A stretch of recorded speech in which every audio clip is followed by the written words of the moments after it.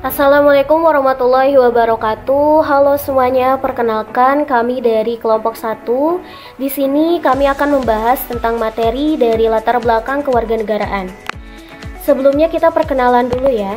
Ini untuk anggotanya di sini ada Pia Mustika Chandra, Ilma Nirmala, Rosita Septiani, dan Alia Fitri Amalia. Kita langsung aja ke penjelasan pertama ya. Ini ada pengertian kewarganegaraan. Pengertian kewarganegaraan menurut Dr. Ujang Chandra sebagaimana diungkapkan dalam bukunya Pendidikan Kewarganegaraan merujuk pada konsep yang lebih dari sekadar status hukum seorang sebagai warga negara suatu negara. Kewarganegaraan mencangkup aspek hukum, identitas, hak, kewajiban, serta partisipasi dalam kehidupan berbangsa dan bernegara. Secara lebih rinci, Dr. Ujang Chandra menjelaskan bahwa kewarganegaraan mencangkup 3 dimensi utama, yaitu yang pertama itu dimensi hukum, yang dimana dimensi ini mencangkup status formal seorang sebagai warga negara suatu negara yang diberikan oleh undang-undang dan peraturan yang berlaku. Hal ini termasuk hak-hak dan kewajiban yang melekat pada status tersebut, seperti hak memilih, hak untuk mendapatkan layanan publik, dan kewajiban untuk mematuhi hukum negara. Poin kedua itu ada dimensi identitas, yang dimana kewarganegaraan juga mencangkup aspek identitas, yaitu rasa memiliki dan kebanggaan terhadap negara tempat seorang menjadi warga. Identitas kewarganegaraan ini dapat tercermin dalam simbol-simbol nasional, budaya, dan sejarah yang menjadi bahan dari kesadaran kolektif masyarakat. Selanjutnya itu ada poin ketiga, yaitu dimensi partisipasi dan keterlibatan. Kewarganegaraan bukan hanya tentang memiliki status formal, tetapi juga tentang ketertiban aktif dalam kehidupan politik, sosial, dan ekonomi negara. Ini mencangkup partisipasi dalam pemilihan umum, kegiatan sukarela, dan untuk kepentingan masyarakat, serta dukungan terhadap pembangunan dan kemajuan negara. Dengan demikian, pengertian kewarganegaraan menurut Dr. Ujang Chandra itu menggambarkan kompleksitas dan keterdalaman konsep tersebut yang melampaui sekedar status hukum semata. Jadi, kewarganegaraan merupakan fondasi penting dalam membangun komunitas yang inklusif, beradab, dan berkeadilan di dalam suatu negara. Melalui pemahaman yang mendalam tentang pengertian kewarganegaraan ini, diharapkan mahasiswa dan masyarakat pada umumnya dapat memahami betapa pentingnya peran kewarganegaraan dalam menjaga stabilitas dan kemajuan negara. Selanjutnya, itu ada konsep dan prinsip pendidikan kewarganegaraan. Di sini ada 5 poin ya teman-teman. Yang pertama itu, di sini pengertian atau pendidikan kewarganegaraan itu kan merupakan suatu proses pembelajaran yang bertujuan untuk membentuk sikap, pengetahuan, dan keterampilan yang diperlukan bagi warga negara dalam menjalankan peran dan tanggung jawabnya dalam kehidupan berbangsa dan bernegara. Konsep dan prinsip dalam pendidikan kewarganegaraan membentuk landasan yang kuat dalam merancang dan melaksanakan program-program pendidikan yang relevan dan efektif. Berikut ini ada beberapa konsep dan prinsip utama dalam pendidikan kewarganegaraan. Di sini ada 5 poin. Yang pertama itu ada konsep keterpaduan, yang dimana pendidikan kewarganegaraan tidak berdiri sendiri, tetapi terintegrasi dalam kurikulum pendidikan secara menyeluruh. Hal ini memastikan bahwa nilai-nilai kewarganegaraan dipromosikan dan ditanamkan dalam berbagai mata pelajaran di kegiatan sekolah. Selanjutnya itu ada prinsip keterlibatan aktif. Maksudnya di sini adalah pendidikan kewarganegaraan menekan pentingnya partisipasi aktif siswa dalam proses pembelajaran dan kehidupan sosial. Melalui kegiatan praktik, diskusi, dan simulasi, siswa dapat diajak untuk terlibat secara langsung dalam memahami isu-isu kewarganegaraan dan menentukan solusi bagi tantangan yang dihadapi. Selanjutnya itu ada konsep nilai-nilai kewarganegaraan. Pendidikan kewarganegaraan menekankan pada pembentukan nilai-nilai kewarganegaraan yang mendasari sikap dan perilaku warga negara yang bertanggung jawab. Nilai-nilai seperti demokrasi, keadilan, toleransi, persatuan, dan kesetiaan kepada negara dipromosikan melalui pembelajaran formal dan informal. Selanjutnya itu, yang poin keempat itu ada prinsip inklusivitas, yang dimana pendidikan kewarganegaraan harus inklusif dan mengakomodasi keberagaman sosial, budaya, dan agama yang ada dalam masyarakat. Hal ini memastikan bahwa semua warga negara merasa dihargai dan terlibat dalam proses pembelajaran kewarganegaraan tanpa diskriminasi. Dan yang terakhir itu ada konsep pembelajaran kontekstual, yang dimana materi dan metode pembelajaran dalam pendidikan kewarganegaraannya harus relevan dengan konteks sosial, politik, dan budaya masyarakat tempat siswa tinggal. Hal ini memungkinkan siswa untuk memahami implikasi nilai-nilai kewarganegaraan dalam kehidupan sehari-hari mereka. Jadi, dengan memahami konsep-konsep dan prinsip tersebut, pendidikan kewarganegaraan dapat dirancang dan diimplementasikan secara lebih efektif untuk membentuk kesadaran kewarganegaraan yang kuat di kalangan mahasiswa dan masyarakat pada umumnya. Konsep-konsep ini juga memberikan dasar yang kokoh bagi pengembangan kurikulum, metode pengajaran, dan evaluasi dalam pendidikan kewarganegaraan. Selanjutnya, itu ada urgensi pendidikan kewarganegaraan di tengah masyarakat modern, yang akan dijelaskan oleh rekan saya, mohon maaf, Teh Ilma. Selanjutnya yaitu urgensi pendidikan kewarganegaraan di tengah masyarakat modern. Nah, urgensi Pancasila ini sebagai dasar negara, pentingnya Pancasila sebagai dasar negara yang mampu menjaga keutuhan, kesatuan, dan kemajuan bangsa Indonesia di tengah tantangan global. Nah, Pancasila ini memiliki beberapa fungsi yang menunjukkan urgensi Pancasila sebagai dasar negara, yaitu yang pertama, fungsi integratif, yaitu fungsi Pancasila sebagai alat pemersatu bangsa Indonesia yang terdiri dari berbagai suku, agama, ras, budaya, dan daerah. Yang kedua itu ada fungsi adaptif, yaitu fungsi Pancasila sebagai alat penyesuaian bangsa Indonesia dengan perkembangan zaman dan perubahan lingkungan. Yang ketiga ada fungsi normatif, yaitu fungsi Pancasila sebagai alat penentu norma-norma hukum. Yang keempat ada fungsi dinamis, yaitu fungsi Pancasila sebagai alat pendorong kemajuan bangsa Indonesia. Nah, urgensi Pancasila sebagai dasar negara juga dapat dilihat dari tantangan-tantangan yang dihadapi oleh bangsa Indonesia dalam menjalankan Pancasila.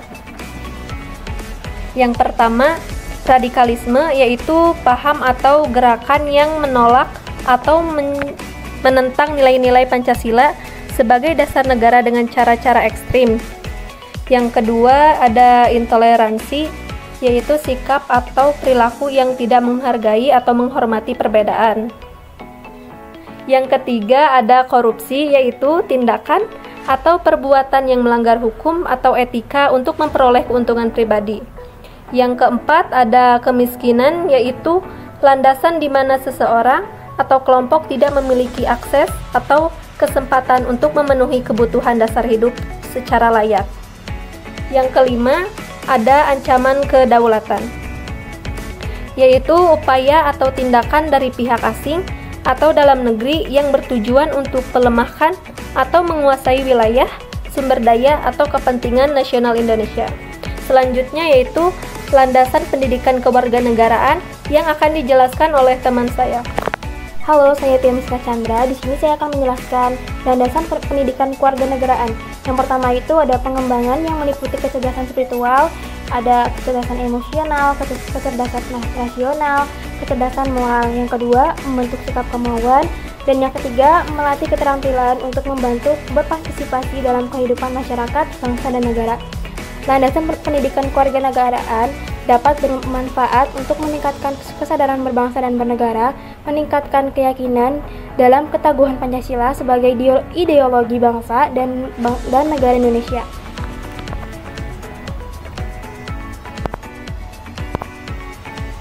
Yang kedua, ada peran pendidikan kewarganegaraan bagi mahasiswa. Yang pertama itu ada pembentukan identitas kewarganegaraan. Pendidikan kewarganegaraan memiliki peran krusial dalam membentuk identitas kewarganegaraan mahasiswa dengan memberikan pemahaman yang mendalam tentang negara, bangsa, dan nilai-nilai yang terkandung di dalamnya melalui pembelajaran tentang sejarah, budaya, sistem politik, dan konstitusi negara. Pendidikan kewarganegaraan juga membantu mahasiswa memahami pentingnya berbagai keberagaman sosial, budaya, agama, dan masyarakat. Dengan memahami dan menghargai perbedaan, mahasiswa dapat mengembangkan identitas kewarganegaraan yang inklusif dan menghargai pluralitas dalam masyarakat.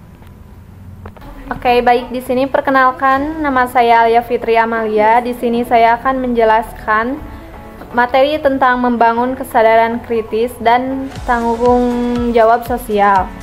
Pendidikan kewarganegaraan juga bertujuan untuk membentuk kesadaran kritis dan tanggung jawab sosial mahasiswa melalui pembelajaran tentang konsep-konsep seperti demokrasi, hak asasi manusia, keadilan sosial, dan pembangunan keberlanjutan. Mahasiswa diajak untuk mempertanyakan, menganalisis, dan mengevaluasi realitas sosial politik di sekitar mereka.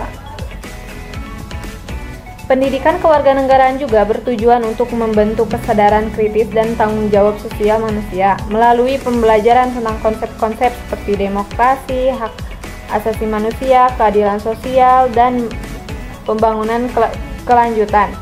Mahasiswa diajak untuk mempertanyakan, menganalisis, dan mengevaluasi realitas sosial politik di sekitar mereka. Dengan memiliki kesadaran kritis, mahasiswa dapat memahami dan mengidentifikasi sebagai permasalahan sosial yang ada dalam masyarakat seperti ketidakadilan, diskriminasi, kemiskinan, dan ketimpangan sosial. Mereka juga merasa bertanggung jawab untuk mengambil langkah-langkah konkret dalam menciptakan perubahan yang positif. Hal ini termasuk mengadvokasi hak-hak warga, berpartisipasi dalam kegiatan sosial, dan memberikan kontribusi positif dalam membangun masyarakat melalui peran pendidikan kewarganegaraan yang mencakup aspek pembentukan identitas kewarganegaraan, partisipasi aktif, dan membangun kesadaran kritis serta tanggung jawab sosial. Diharapkan manusia dapat menjadi agen perubahan yang berdaya dan berkontribusi positif dalam membangun masyarakat yang lebih baik dan berkeadilan. Dengan memahami peran mereka sebagai warga negara yang aktif dan bertanggung jawab, mahasiswa dapat menjadi pemimpin masa depan yang mempromosikan perdamaian, keadilan, dan kemajuan bagi bangsa dan negara mereka.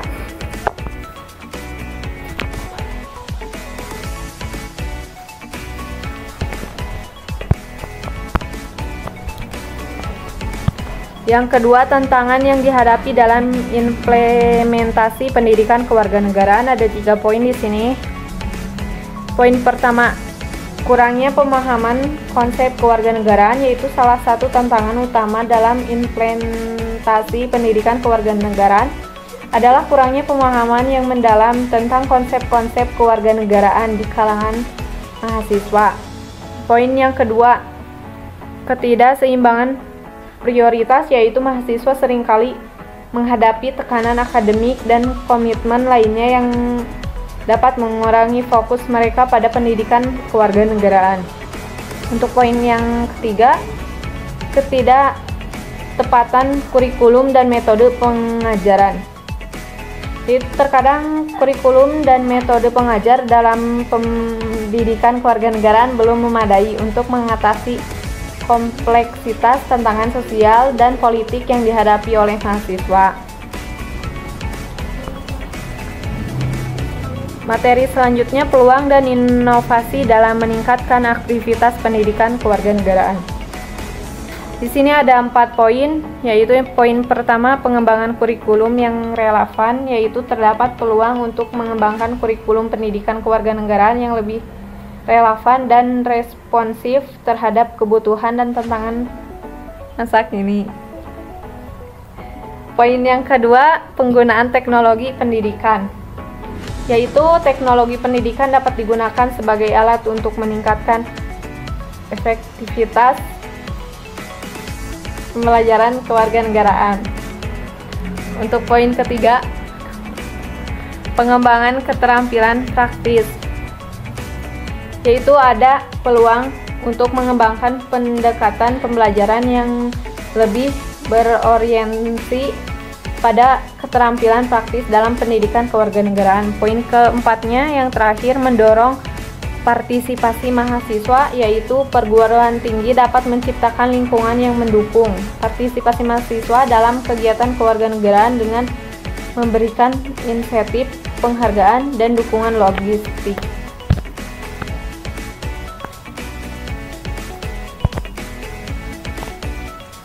Sekian presentasi dari kelompok kami.